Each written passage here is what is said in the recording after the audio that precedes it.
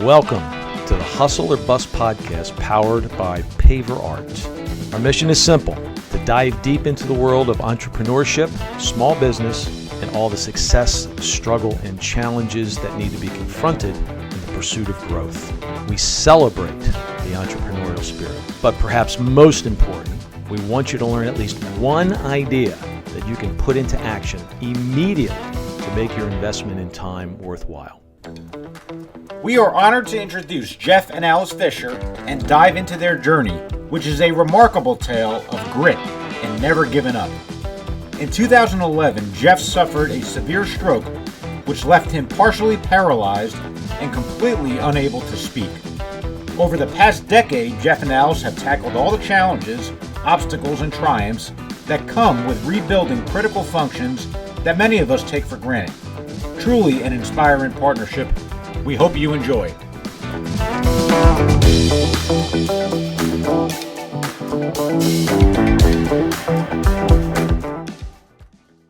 Welcome again to the Hustle or Bust podcast, powered by Paver Art, where the old school meets the new school.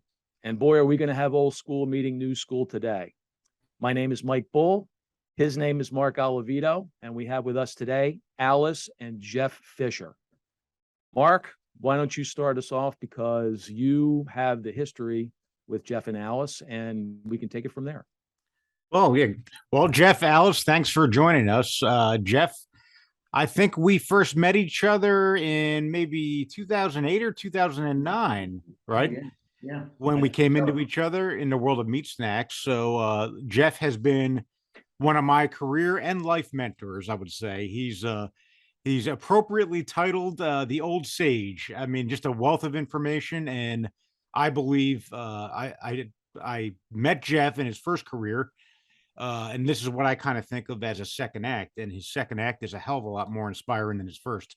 And his first was really inspiring. So thrilled that you could take the time, both of you, to tell your story. A little bit Hustle or Bust tries to bring people just like you to tell your stories. And your story is one hell of one, both of you, in terms of where you've been over the past decade or so. So Jeff, Alice, I'd love for you to introduce both of yourselves and however much detail as you like, and then we can just dive in more and keep it informal.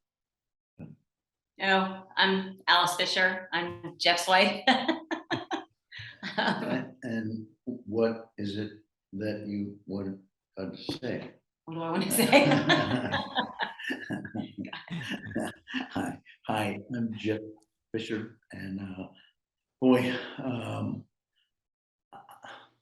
Mark, you got to know me in 2008, and that was my fifth career, I think, and the one will go over. It's the sixth career. So, thank you. Jeff, your background, obviously your career is predominantly in the sales and marketing area. Yeah. Mm-hmm. Well, why don't you talk a little bit about how did you start in the education, where you grew up? Go through the early years of your career. Well, I grew up in Reading, PA, and boy, after I went to Pierce Junior College, and that's when I really didn't know what I wanted to do. But I guess marketing is really the thing I wanted to do, and I took marketing, and then I went to a Elizabethtown college, and it was okay. I mean, and I get married, and I had a little, like, Justin is 44 years old. Brendan is 43 years old, maybe. And Trevor is 41 years old. So And then I went back to school at St. Joseph University and for my master's degree. But I did my master's degree at nighttime. And then I went to bed, and it really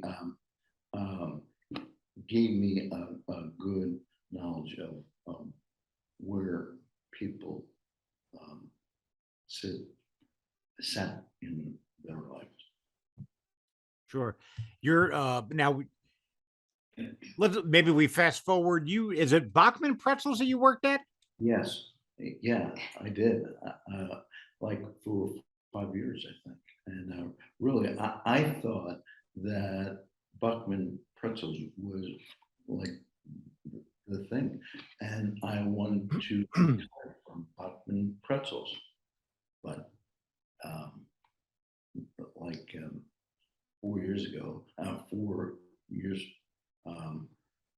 they were sold, and so there went.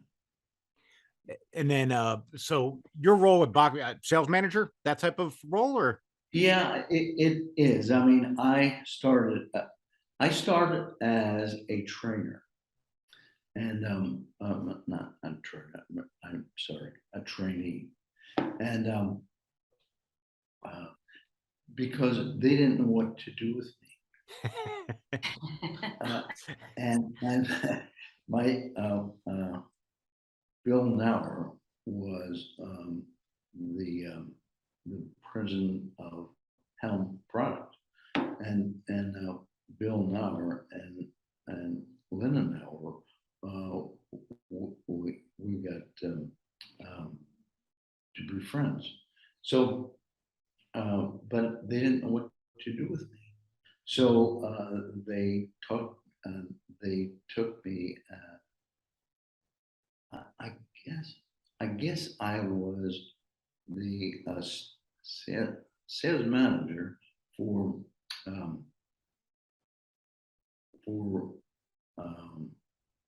Reading area, Reading and Pottstown, and that was upright, and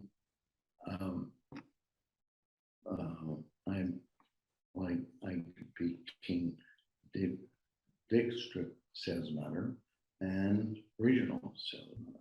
So that was, I don't know, maybe 26, and I was going good, and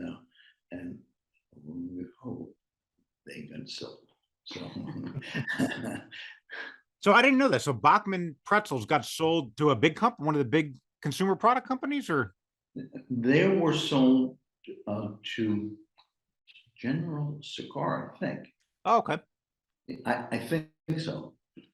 And they were, I think they were in New York.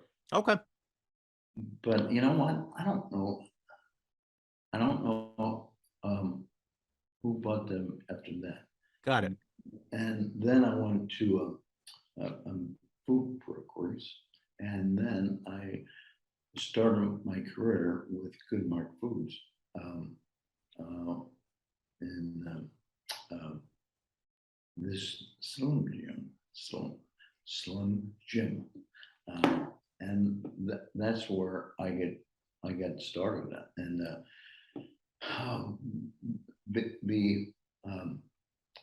I went to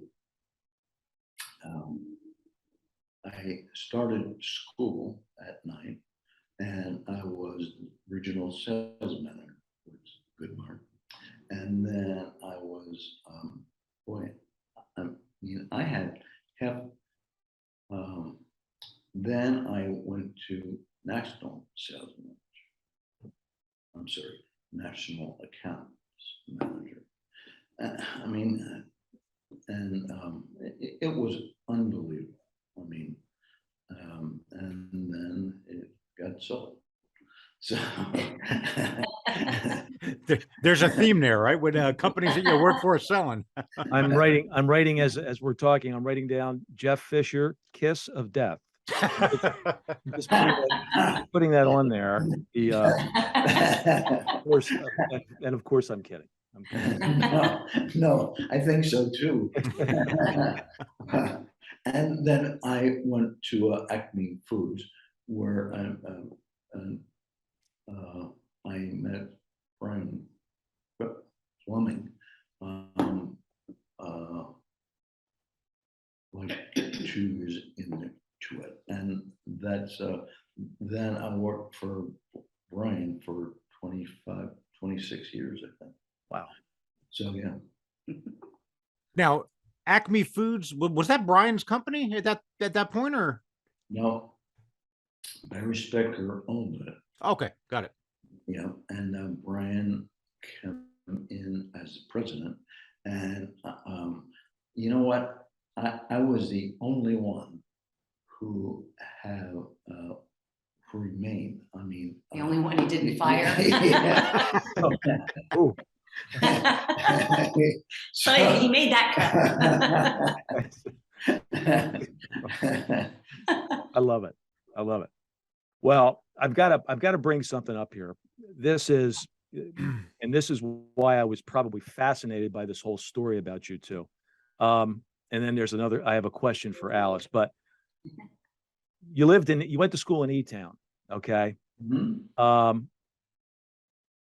The parallels between 4 specific areas in your life and my life are uncanny. In E-Town was one of my biggest accounts. I had M&M Mars Is that right? Yeah, sure. for the company I was working for at the time, and it was my single biggest account. It was worth about $500,000 a year to me. Yeah. Not to me, but to the company in gross sales. Bachman, you were at Bachman for 5 years. Bachman was also one of my accounts. Well, it's when you look at Pennsylvania, especially South Central Pennsylvania, it's the home of the pretzel. I mean, that's where all the pretzel accounts were, and that's who I called on. And I worked for a company that had a very, very special proofing belt that went on the manufacturing lines for pretzels. And Bachman was one of my main yes, they were sold. The St. Joe's is right around the corner where my daughter-in-law, and my 2 grandsons live. They live in Wynwood, Pennsylvania. Oh yeah, sure. And my wife went to Penn to get her master's. So, and then you mentioned Pottstown. I didn't see the reference. I didn't catch the reference there for Pottstown, but that's where my mom lives. She lives just down from there in a place called Shenandoah. So Sure. I'm feeling very comfortable in this crowd of people right now. But what I wanted to ask was, with all of this going on, Alice, where did you come into the picture? How did you become part of Jeff's life? So at the time I was a travel agent. And I did all corporate travel, for a bunch of companies. Sure. And I had known Jeff for a while before that. And I think you were with Nouse at the time. Yes. Yeah. So we started talking, and he said, he flies around all the time. And I'm like, you have a travel agent? So he started calling me, and we just started chatting. And then he had to pick up a ticket. It was back in the day when you actually had to have a paper ticket. And he said, well, I'll come in and get it. Do you want to go to lunch? And I'm like, okay. So we went to lunch, and as I like to say, we started talking, and we really haven't stopped since. I mean, it's just been, we were like best friends, immediately. It was a great connection. So that's kind of how we got together, I guess. Fantastic. About how long ago was that?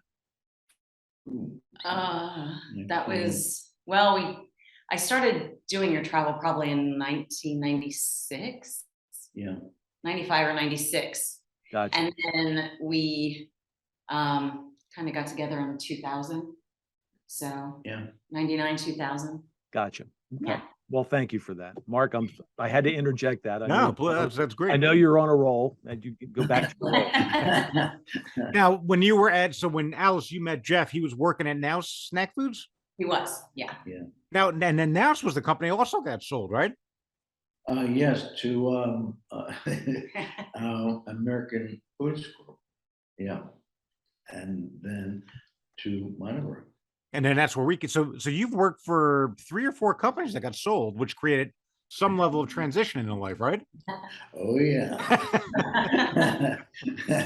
yeah, Now, Monogram is the company that Mike, you've heard of Monogram a lot in the past, where I was, I don't know, 10th employee, and they're now well north of 1,000 employees. Wow.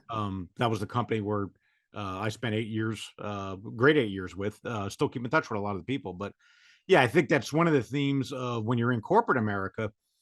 At some point, it's very common what you went through, Jeff. Companies sell, and that creates all kinds of transition where, you take these companies, they could be big, small, doesn't matter, and they try and combine and integrate, and then you've got the cultures are all different, right? So they could be, and by the way, when companies sell, it's typically a numbers exercise at a certain degree. They say, all right, they've got a similar brand to what we've got. And then, but what no one ever really gets right is the cultures. And, you've got a great quote, which I've talked about endlessly. What is it? If you want to know how the lion lives, you get to the jungle, you don't get to the zoo, right? yeah. And that's what companies, I think, struggle with when they look to buy other companies or acquire them. And they never seem to get the culture exactly right. It's hard to analyze the culture, but it is the most important thing when you're looking at businesses, I think. And what are your thoughts on that, Jeff? No, it really is. I mean, if you think of like Bachman, um, they went to General Cigar. Well, I mean, come on, Right. that is no good. Right. And It was the same with Nouse to American Foods Group. yeah, Yeah, so Nouse got sold to American Foods Group, and American Foods Group is pretty much they just like slaughter and sell meat. They don't Sure. really sell snacks, and it's a totally different kind of business. And Right. they just yeah. wanted I guess he wanted a hobby or something. I don't know. Yeah. Well, Yeah. oh my, shoo. Well, you know, Mark, I know you two worked together for some time. What were some of the influences that you got from Jeff?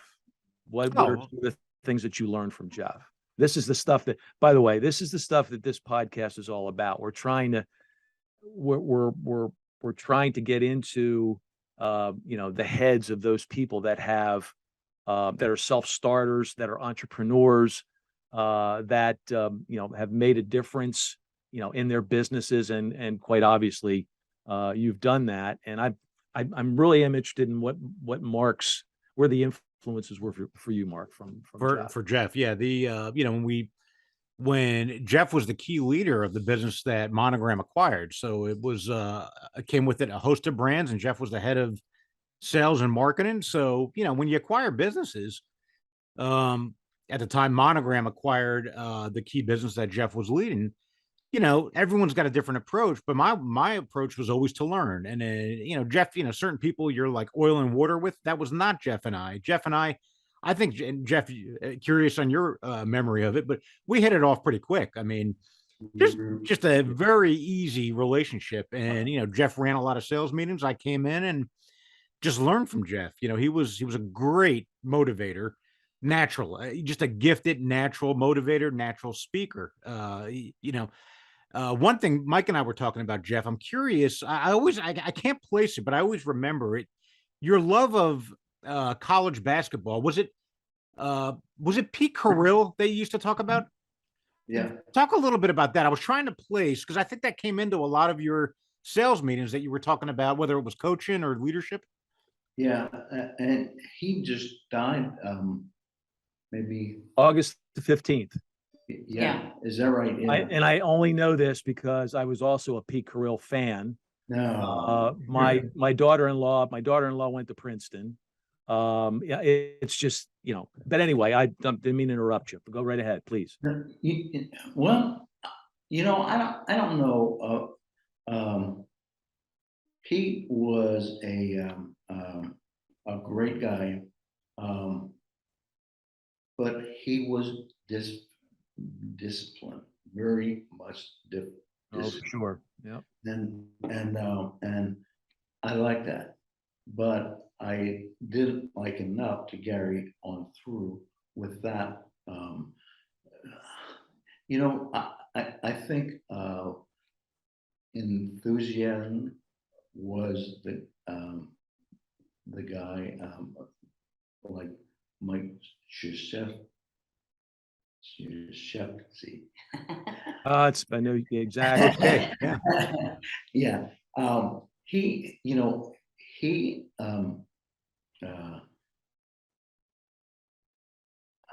thought of words and basketball to get to get together, and he really did something that, I mean, in three enthusiasm, I'm sorry, enthusiasm, self-confidence, poise, dependability, and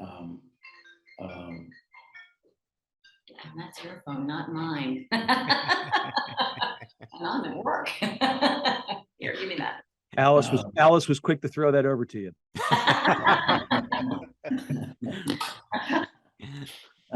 but and determination, and those were the key words that Michael K used, and he brought it together really big time, really big time, and that was a story. I guess it was in 2000. That was a story that he had basketball and words, and you know, and he was miraculous of that. I mean, he really was. Well, Mike, you asked the question of, what are some of the things that I took, right off the bat, here's a guy that I was just starting to get to know, a leader of sales and marketing, a leader of people. Sure. And he starts bringing in Pete Carrill and all these, I think you might have referred to it as core values. You were trying to bring in and instill into the culture of the sales team and marketing team. And I was just lucky enough to come along for the ride and learn it, and then figure out how we start to form a team together as a new company, with these cultures coming together. And here you got this great guy, Jeff Fisher, and I'm looking at it, and he's talking about core values, and he's talking about leading people. And, oh, by the way, we happen to sell some meat snacks over here, right? So it kind of was interesting that companies coming together, cultures coming together, and we just so happen to be selling products. But it was really, the big picture wasn't about the products. It wasn't about the specific, whether it's Slim Jim or what brand of meat snacks. It was about the bigger picture. What are we trying to achieve here? And that tends to be culture. So Jeff was really one of the first people that started in the context of bringing businesses together. I didn't know it at the time. Sometimes you need years away from a job to kind of really get some, I guess, reflection or put meaning to what you were trying to achieve at the time. But clearly, Jeff was one of those key people that started to sink in, and it never left me. Well, it's interesting that this gets brought up, because in the context of what we do here at Paver Art, this podcast isn't selling Paver Art. This podcast is trying to impart some information and knowledge from people that have had enough years of experience to kind of pass it along to somebody that might be able to use it. And that's essentially our approach. A lot of it's entrepreneurial. A lot of it is, folks who are self-starters. We really use the term around here a lot, work ethic. We try to infuse our employees with that. Mark bought our business 4 years ago, and that, I think he's definitely brought a lot of what he learned from you to us, and it has really made a huge difference in our business. So you should take a bow for that. And the influences that you had, it really has made a big difference in our business here, and in many different ways. But core values. And by the way, did I understand you to say that Pete Carrill actually came in and did a presentation? No. Oh, okay. I'm thinking, wow, how did you do that? Did you know him personally? Jeff's good, but he's not that good. I did. He actually taught when I was in 10th grade. He taught in Reading High School. Ah, okay. Gotcha. And then he went to Lee High for 1 year, but then he went to like Princeton for 30 years. And I got to know him when he was teaching me. So, Gotcha. yeah, yeah. I mean, I don't, Mark, I don't know, but you can, Pete Carrill and Mike just Michael K. And Lloyd Lou Holtz. Luke Holt. I mean, those were the keys that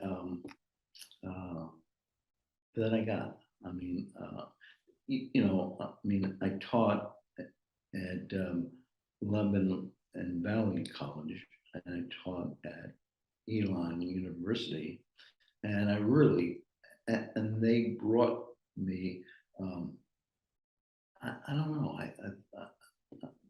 I don't know what it is, but I absolutely wanted to learn and Well, maybe what we do, we transition out, one at Paver, Jeff and Alice, our core values are real simple.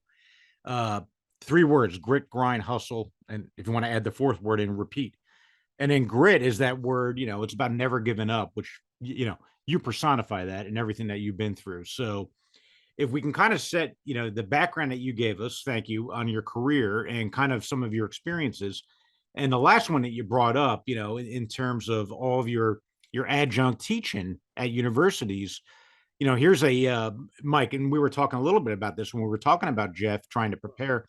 Here's a guy that communication was key. I mean, he was leaders of sales and marketing teams, and then teaching kind of for fun and on the side, right? And so communication was core to everything that you are. Why don't we use that grit and never giving up? Now, if we can talk, Alice, I don't know the right way to talk about your, I guess it was a stroke, right? yeah. Why don't we get into that and to take us through that experience and all the struggle and then everything that you've learned going through that? I don't know if Jeff, is it you or Alice? And then we can kind of go back and forth because your career is really like, that's the dividing line now, I think, right? Yeah, no, you go ahead, because I mean, you got me through this, really. Well, he was actually in the hospital having a procedure done when he had the stroke. Right. So, I mean, so I was kind of in the parking lot, didn't really think too much of it. They called me and said, can you come in? I'm like, okay. So I went in and, then they told me that he had a stroke, and we went through, a night in the hospital where I wasn't sure if he was going to make it through the night. I mean, it was bad. And then he was in intensive care for a couple days, and they kept telling me, well, this was really a catastrophic stroke. And I'm like, okay, when you're in the moment, you don't know, what does that mean? Like, I was 45. What does that mean? I didn't expect anything like this to ever happen, much less at that age. So once he was out of intensive care, he wasn't intubated anymore.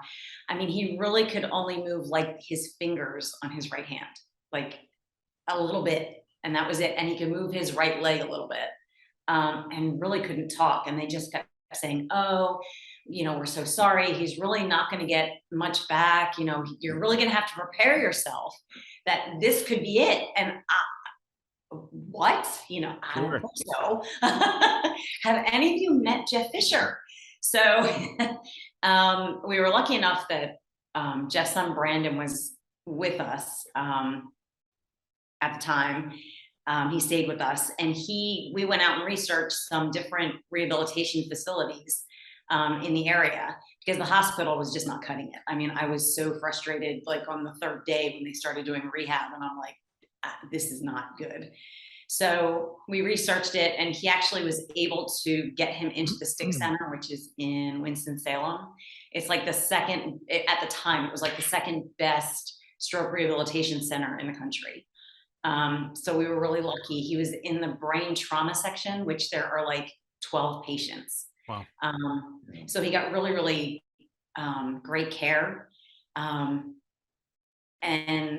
you know, the doctor there was much more upbeat and enthusiastic, and kind of, they still were, you know, he's really going to have a lot of deficits. It's going to be a lot of work. And I'm like, we're not afraid of work, you know, just point me in the right direction, you know? So once he came out of there, that word direction, when you come out of the hospital, like I figured people would be calling me and telling me what to do. And yeah, it was crickets. Wow. I mean, it was like, here's a prescription for speech therapy, and one for his other therapy, physical therapy. We're done. Bye. And I was like, okay. Wow. And it's Wow is crazy. right. Yeah. So we started with that. And that got us so far. And he just hit a wall. And luckily we had a doctor, actually at the Stick Center. And he said to me, you know, people with a higher, and he said, it's very strange. People with a higher level of education and a higher drive, you know, when they worked and they had that drive to be successful, rehab better and recover better. He said, but he's going to hit walls, and you're going to have to push him through those walls. He's going to have to climb up over it and get to the next plateau, and then he's going to hit a wall again. So, and that's really what happened. It was amazing that that I remembered it, first off, and that he was so right. And every time he would hit a wall and he would get frustrated, I'd be like, all right, we have to do something different. And we would, you know, and just think outside the box as much as we could. But this was not a 90-day therapy. No, we're still, Right. It's been 11 years and we're still rehabbing. Who was the first? This intrigued me because and we can touch on this later, but one of the things that really intrigued me when I started looking into the background of aphasia, I have some experience in my own family with aphasia, so I have some background in it. Obviously nowhere near as much as you, but you know, one of the things that keeps coming up, it's not a loss of intelligence. Mhm. Okay.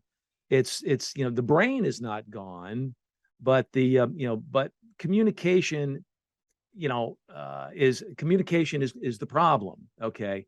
Speaking, you know, when you hear someone else speak, comprehension of that, you know, what they're saying, reading, writing, that can be an issue, which leads to one of my questions down the road about your book. But that's one of the things that intrigued me. There's no loss of intelligence here. This is all about just, you know, trying to regain the whole speaking function and learning how to, you're basically relearning all of that. That's you know, talk a little bit. Why don't you two talk a little bit about that? That to me is just an astounding accomplishment. You know, I think it was maybe a week after the stroke, I went to a computer, and they said, okay, now we're going to go use a computer. I said, okay. And I got there, and I didn't have, I like, what's that, you know? Sure. And I couldn't walk, I couldn't write and read, I couldn't write, I can think, and that, but you know, I'll tell you, Mike, when you can think, and there's nothing I mean, I can't, I can't write, I can't read, and I can talk. So, I mean, that was really, oh my God. The frustration level must have been off the chart. Yeah, it really is. It really is. But I started, and I don't know. I think we went to more Silverman. Yeah. Yeah. So I got really frustrated with regular speech therapy. Right. Because all they were doing was asking him to say words. Yeah. Words are easy. You can say a word. You can recognize a picture. Funny thing, they showed him a picture of flowers and said, okay, what kind of flower is this? And he was like, he didn't know. He doesn't know what flowers are. I'm like, okay, next page, you know. How about a sports page? We can work with that. Right. Could your hands move? Could you make a fist? Right. What do I know from what flowers? Get out of here. Right. No, but anyway, I digress. So words were fine, but we needed to get beyond just words. Yeah. And he doesn't want to just say one word for the rest of his life. He wants, at least say a sentence, a small sentence. Sure. So there was a lady in, I started digging, and there was a lady in Raleigh, which was like 40 minutes from where we lived. Mm-hmm. And she was a speech therapist and a speech coach. And she was starting, her mother had had a stroke and had aphasia, and she started what was called Triangle Aphasia Project. So I called her and talked to her, and we had a great conversation, and I took Jeff there, and she started working with Jeff, and she absolutely kicked his butt. I mean, she got him rolling because she would not accept just a word, and she would not accept just, little things. She wanted him to start talking in sentences and start putting things together and thoughts together and all that kind of stuff. So she really got him started She really did. speaking. How long was that after the stroke? That had to be 6 months, 8 months. Yeah. It was 6-8 months after the stroke. And Jeff, I remember we were corresponding. Was it a center in Tampa that you went to? Was it a 6-week program? At what point where did that fit into the whole rehab process? That was, I went to Mara Silverman, and then I guess then I went to the aphasia center, and Was that 2 years in? Yeah. I think that was like 2 years in, 2.5 years in. Yeah.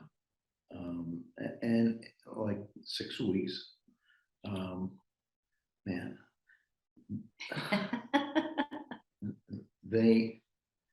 Every night I went home and I took a nap because, you work for 6 hours and like Exhausting, right? Yeah. The stress is unbelievable. Yeah. But then they gave me an assignment to do every night. But here's what it is. I looked it up. He learned how to cheat. But not just he remembered how to cheat. I'm writing that down. That's what we call the entrepreneurial spirit. Bravo. Yes, bravo. He was supposed to be doing something, so I was in the kitchen. I came in, I'm like, what are you doing? And he said, I'm looking this up. And he was, how do I copy and paste this? And I'm like, I'm not telling you that. I think in college we call that an open book assignment. Here was the other thing they caught him at, and Mark, you would probably enjoy this. He would sit there and they would talk to him and make him, it was usually one-on-one, and they would ask him a question. Well, if he didn't know how to say the answer, he would say, well, what do you think about that? And he would engage them and get them talking so that now he was like interviewing them and get them to talk, and it would take up the hour. That is right out of the professional selling skills manual from Xerox Phase 2. So that was perfect.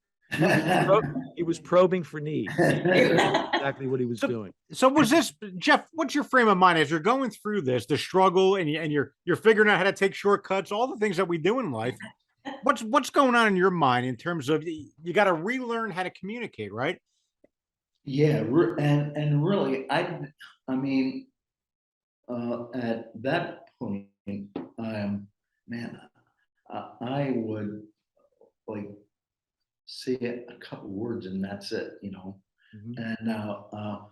And then I went up to Dr. Jeffrey Marangel, and I moved back to PA.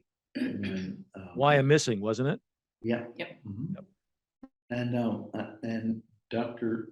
Jeff, he saw me every week, and I mean, he wasn't a straight chiropractor. He was like, man, he was it. Um, and he took me for 2.5 years, Wow. and I went to him every week, and then I said, "Hey, Doc, I need to move to Charleston. What's my, capability of doing?" He said, "Okay, well, let's see, like another 3 months or 6 months, and then if I can get you um, uh, functional, then you can go." And I did, and then I came down here, and I mean, it like opened the world to me. Um, Katie Murphy, she was in MUSC. Yeah, there's a Medical University of South Carolina, right? yeah, they've got a stroke. What is it? Stroke and It's right here. No, it's they do research. It's a stroke research center. So Jeff's been able to do a lot of participate in a lot of programs there, like studies. And one of them was for speech therapy, where he went every day for an hour, and that was what, 8 weeks. yeah. And they were trying to see if doing speech therapy every day was more beneficial than not, or just doing it once a week or whatever. So he was able to take advantage of that. And she really, from everything else that he did, it was like perfect timing for him to do that. But I'm curious, Alice and Jeff, when you were talking about I forgot the therapist, and Jeff, you just mentioned a doctor. Did you have to go through a laundry list of people that can kind of get you the help that you needed? Yeah. Was that part of the struggle? Yes. Yeah. And it wasn't just like typical things weren't really helping. So he was having trouble. He wasn't talking loud, and he was talking because it's some very people with strokes do that. They talk very softly. Sure. So he had to get his volume back, and he wasn't breathing, like he couldn't talk for a long time, So I had taken voice lessons as a kid, and I'm like, you think maybe you want to take some voice lessons, because I knew that would get him breathing and get him, opening up the diaphragm and getting some sound to come out. Mhm. So he realized that, he had to increase his volume Right. and learn how to do that and use those vocal cords, because they kind of get some muscle too, Sure. So he took voice lessons. What song did you sing? I got you under my skin. Yeah. I got you. Oh, Blue Eyes. Great song choice, by the way. Yeah. So he did that, and then his balance was off. No, What? and then I went to Villanova because I would determined to get back in teaching, and I could not talk, not a light. And I took Dr. Charles Taylor Remember that? Yeah. And I went to Villanova, and I said, I don't think so. I don't think so. So that that does it there. But I got involved with a I don't know, Philadelphia. The school, Thomas Jefferson. Yeah. Okay. Yeah. So he kind of figured that he went to Villanova. They have a senior enrichment program where you can take just audit classes. So he did that and realized that he really was not going to be able to teach again, or really wanted to teach at that level again. But then he got involved, and it kind of morphed into something else. He got involved with a mentorship program that they have there. So it's 5 students from different modalities. Some are doctors, some are maybe occupational therapists, physical therapists, whatever. Sure. And there are 5 of them in a group. And then they interview him, and he tells them what it's like having a stroke, and what, kind of what he's gone through, kind of what we're doing now, what he's gone through. And he kind of gets to teach them, what he's gone through, how he's rehabbed. He shows them the video, the website, all different kinds of things. Sure. But anyway, so he's been able to do that a lot. Yeah, and really from the time I started that until now, like I started that, and I really wasn't able to speak. I mean, I could speak, but I mean, like I was doing like no, yeah. You were talking better than Yeah, that, but and now I'm like I'm okay now. Well, if you don't mind, I needed to ask this based on what you just said, Jeff and Alice. Look, what are the numbers? There's 2 million good folks in the that have aphasia. Yeah. But there's a very small number, maybe 20 or so, that have actually regained their ability to speak. Yeah. Am I right about that? I think I'm right, but that's okay. Have you ever had a chance to meet any of those people? Have they reached out to you? Have you had a chance to reach out to them? Yeah, I did. I mean, I took I was in the Moss rehab. I was in the I can't remember the name either. yeah, In Princeton, oh, Lingraphica. yeah, Lingraphica in Princeton, and I was, I mean, yes, I did, and really, and I couldn't talk like I am today, Gotcha. and neither could they, and I got to meet a doctor, lawyer, like every parts of America I was meeting, and whew, I can imagine that's, yeah. brothers in arms, so to speak. So, Mark, if you don't mind, the remarkable part of this story to me, and the more I got into this story, the more I just I couldn't stop digging. This whole issue with the book, okay? Again,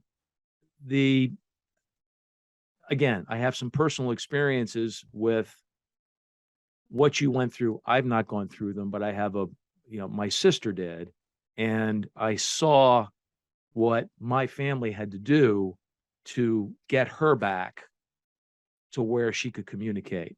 Yeah. And the fact that you wrote a book, I mean, that is just way over the top. I don't care what anybody says. I mean, that just points to your background, your influences, those folks around you, your wife, all those folks that have, that have helped you along. But your personal, I just, can you talk a bit about the journey when it came to putting the book together? That's just remarkable to me. I guess Mary Beth Henderson had hired McKinley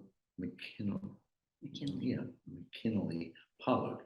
Okay, so Mary Beth has a marketing company here in Charleston. Good. Oh no, go ahead.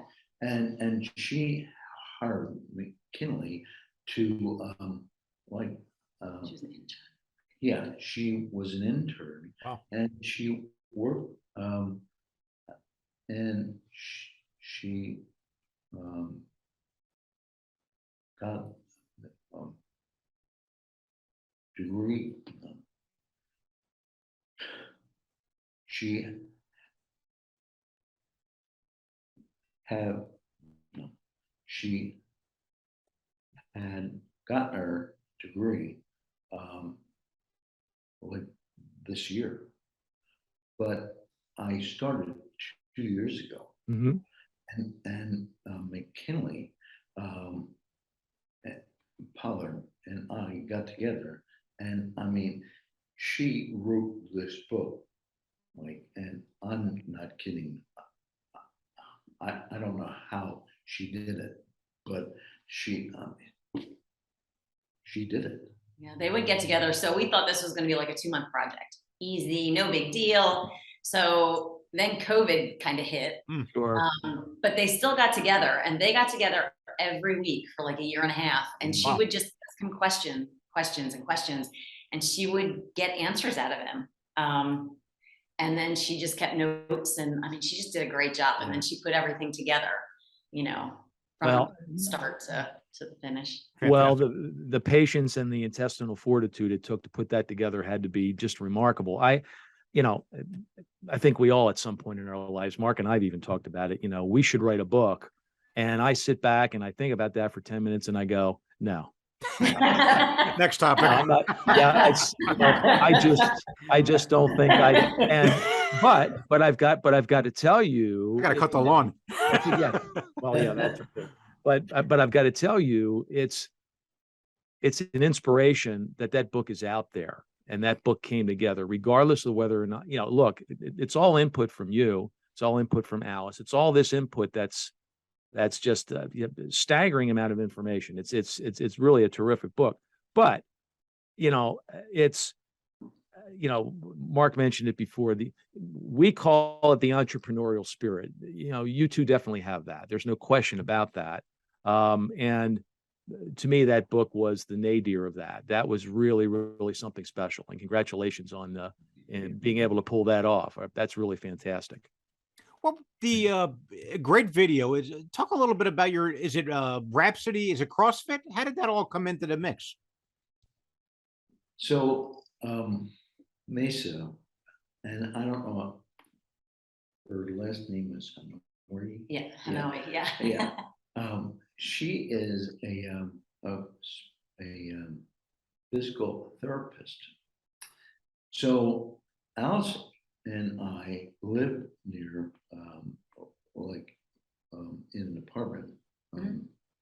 So Alice said, "Why don't you get Macy to teach you?" Because like 2017, my left arm, my right, Your right arm. Yeah. my right arm was really bad, and I couldn't. I mean, I could, but I couldn't use it. So Mesa came to the gym, and she would actually work with me, and then we went to Rhapsody. And Rhapsody is a CrossFit gym here in Charleston. Yeah, and I decided I liked this. So and I started to go maybe 4 years ago. Mm-hmm. And Alice said to me, she said that it's you say that? Maybe my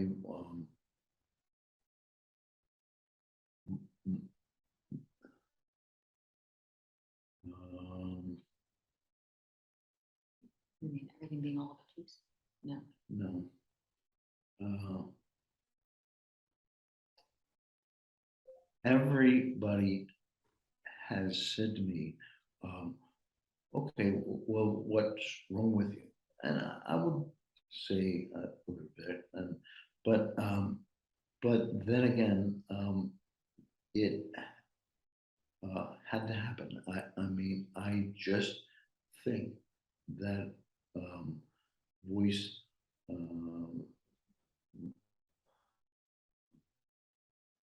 you're going. Okay, my deal with the voice, yeah, That you got better since you. yeah. Oh, so okay. Sorry. Oh, no problem.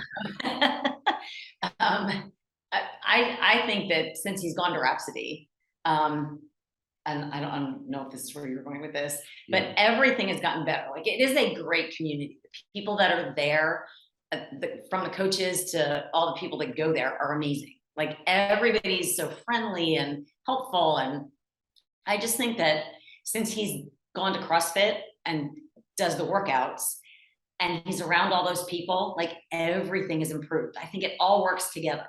You know, the physical part of it, having to think about. So for someone that has aphasia, it's a little harder. It takes them longer to do something. Sure. You know, we do it automatically and their brain's a little bit slower to think about things. Mhm. So putting all those things together to have to, you know, lift a weight or do whatever, has helped him, has helped his brain function to speed up, which has helped his speech to speed up. I mean, it's weird, but it's all fit together. Yeah, I'm And curious. It's an interesting connection that you're making there. It's almost like if you can achieve even or make progress in one area of life, in this case, physical fitness, it's got to spill over in some way, or if nothing else, it helps your confidence a little bit, which is not a bad thing either. That was the next thing. It does help the confidence a whole lot. Yeah. Well, speaking of confidence, let's talk about the 15-foot rope. Yeah, gee. I love climbing a rope. It's getting down, but I'm not so good at it. I thought that was pretty cool too. Well, it was the funniest thing because I was in a class and I thought, you know what, I am going to climb this rope. I've been trying, and I'm like, that's it. I'm going to figure this out. So there weren't many people in the class. So I thought, okay. And not that anybody ever watches, nobody cares, but Sure. you know, so I did it, and there were people standing over at the door. And I saw one guy with his, like, when I got up the rope and I started coming down, I got down, I'm like, yes, I finally did it. And he had recorded the whole thing. And then he put it out, put it out on social media, but I was so happy. That's it. As well, you should be. And it's good that you recorded that. I think that's pretty cool. Yeah, you referred to, they refer to you as the she beast. Is that, Yeah. Gotcha. Okay. It's I'm going to go home tonight and call my wife the she beast. See how well that goes. I want to see how well that goes over. Right. Well, and that comes from, like, everyone at the gym is like 30 or under, or like, and here I am, like 57, and I'm, you know, doing things. So And me too. It's, you know, again, I've got shoes that are 30 years old. So we'll go back to that old joke. But, well, that's that interview that you had, by the way, on the Rhapsody podcast. Oh, yeah. Mark and I listened to the whole thing. It was funny. It was really, really interesting. And those people love you too. You can tell they really appreciate your presence at that, at their gym, and coming on that podcast. I think they did a really good job. So The one story, I don't know, Jeff, do you remember that vanilla milkshake? Oh, yeah. Recount that story if you can, because I thought that was and this was years ago when you sent that to me. That was 2012. Yeah. Right. You know, It was right after the stroke. Yeah. that was more. I went to her and, oh, okay, I said, maybe I'll go to her and I'll think I'll listen to her.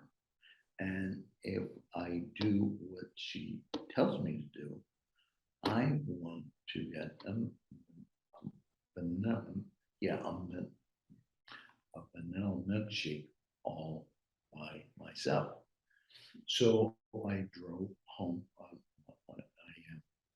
and I got into the parking lot, and I said, "I'm gonna be I couldn't say vanilla milkshake. I couldn't say it. So I went home and I worked it and I worked it and I worked it and then I got to say it, vanilla milkshake, and Oh, that's fantastic. yeah. So that was in like a year after my stroke. Yeah, it was about a year and a half. Yeah. So yeah, that's funny. Vanilla milkshake. And it took a couple times too. He would go to, he'd say to me in the morning, I'm gonna do it. Okay. And I come home and I'm like, no milkshake? No milkshake. Oh man, it's a Look, Yeah. it's a, to this day, I talk to my friends about that, about, you know, what is it, Mike Tyson? Everybody's got a plan until you get punched in the face, right? You're the epitome of getting punched in the face, and now it's like, oh my God, now I gotta either, and I think on one of the things you said, look, you've got a choice. You either get up off the mat or you don't, right? You clearly made the other choice. And then success for you at some point was, God damn, I'm just going to order myself a vanilla milkshake. And until I do that, we're not moving. I think, Alice, you said it well. What was it, the plateau you were talking about? Or Yeah. you're going to hit the wall? Yeah. I mean, fantastic. It was an unbelievable story. But, where do you think those influences came from that kind of gave you that will and that spirit? I mean, look, there's Taz, there's your accounting professor, there's all those fellas in your past, but was it a combination of all of them, or was there a couple of special folks? What, how do you respond to that? I think it was Al Tasnetti. Mm-hmm. He died when, boy, like 1989, and but he was an inspiration to me that nobody else can be, Wow. And Wasn't he the fellow that said, drive slow? Yeah. Yeah, because you had a tendency to drive fast. But I think the meaning, as I think the way it was explained, where I read it, was drive slow. You're going to learn more. You're going to absorb more. You're going to get a chance to see what's going on around you, as opposed to driving so fast that you're missing all of that. Yeah, and really, and that's what he said. And I mean, but he smiled. Why is it that I can't smile? So I did smile. I said, maybe that's the key. So, and I don't know. He taught me a whole lot, and yeah. Now, it sounds like he was a fantastic influence, and that the parts that I read on that, and the by the way, I had to laugh too. I can't. Yeah, there's just so many parallels. I was an accounting major in college. I never had an accounting professor whose name was even remotely close to Tony Falcone. I mean, Tony Falcone is the name of your accounting professor, one of your accounting professors in college, and all I could think of was The Sopranos. I'm thinking to myself, how is that I just could not make, sorry, Mark, I just could not make,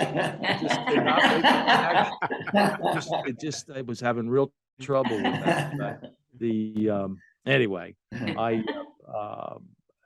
I was, one of the things I had mentioned before, and this is probably the last thing I'll refer to because it's it's kind of emotional for me. But at the same time, when I learned that you had aphasia and you both went through this together, my sister, who's 2 years younger than I am, she's 67 now.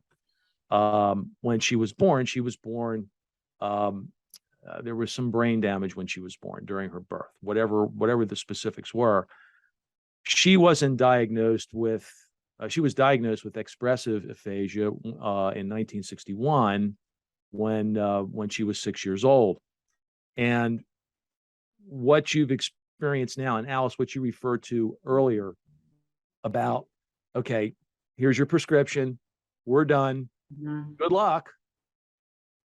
Imagine what it was like in 1961, and the articulation of this situation, what my sister had, there was nothing, virtually nothing.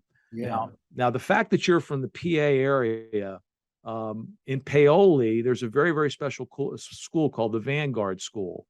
I don't know if you're familiar with that or not, but that's where my sister wound up going. And back in the 60s, they were doing tremendous work. They were really the only place to go if you had, if you had that kind of challenge in your life. And but anyway, to make a long story short, Alice, what you were doing for Jeff when he was going through the whole process of rehabbing and relearning, I saw that every night with my mother, with the cards, teaching my sister how to mouth, not words, but mouth letters, how to pronounce the letters. And it just, and her growing up and going through all of that, and people just not knowing that this has got nothing to do with intelligence. It's got everything to do with communication. And the day I learned that my sister was smarter than me was a huge and massive day in my life. I don't think I've ever been so depressed, ever. And I tell her this to this day, and she just laughs, and she gets it. She absolutely understands it. But the effort that it takes, not just from the individual, Jeff, I know it's a massive job that you have to go through to rehab in this type of situation. But the folks that are around you that also have to make a commitment to do that, that's so important. Yeah. And can you speak to that a bit? Well,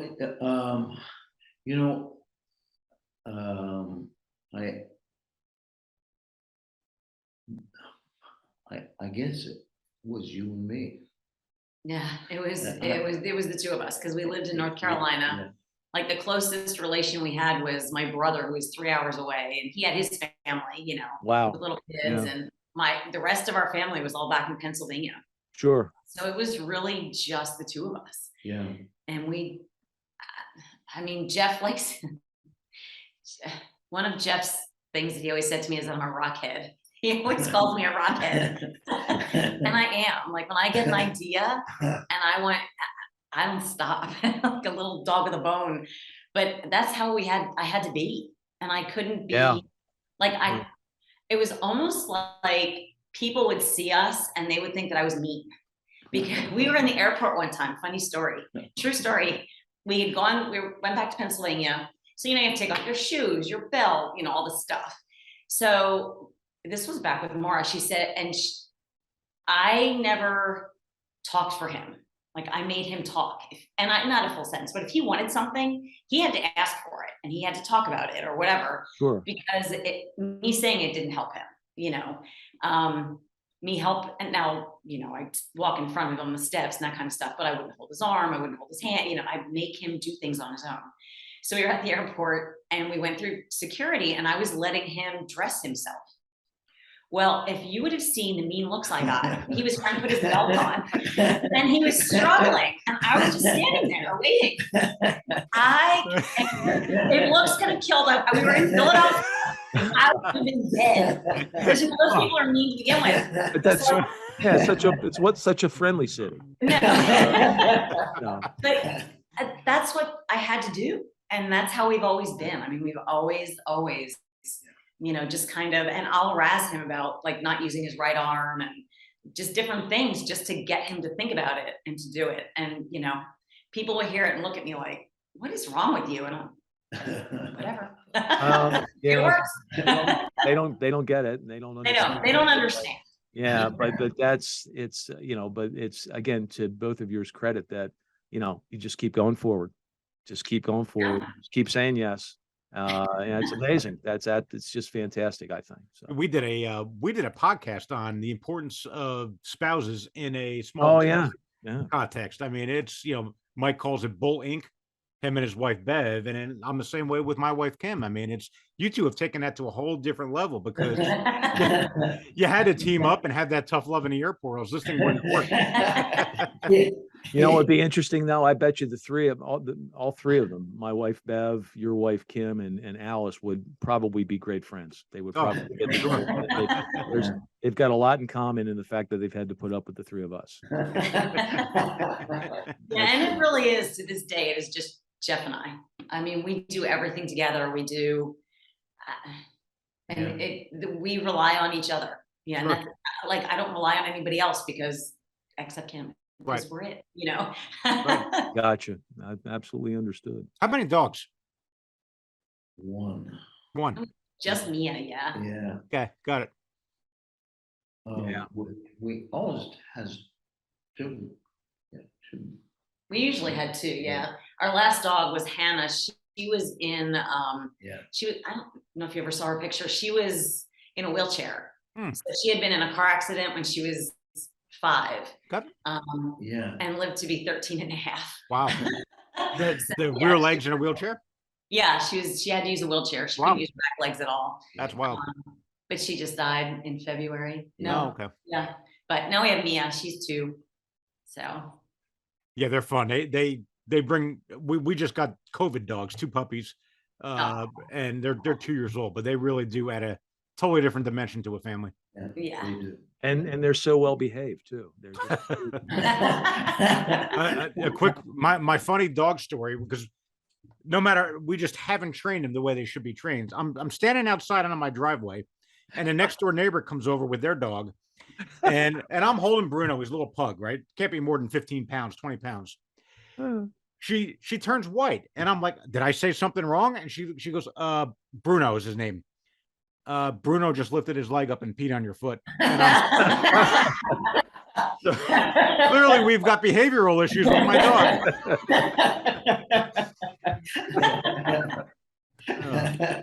Yes, but we love them. We love our dogs. We love our dogs.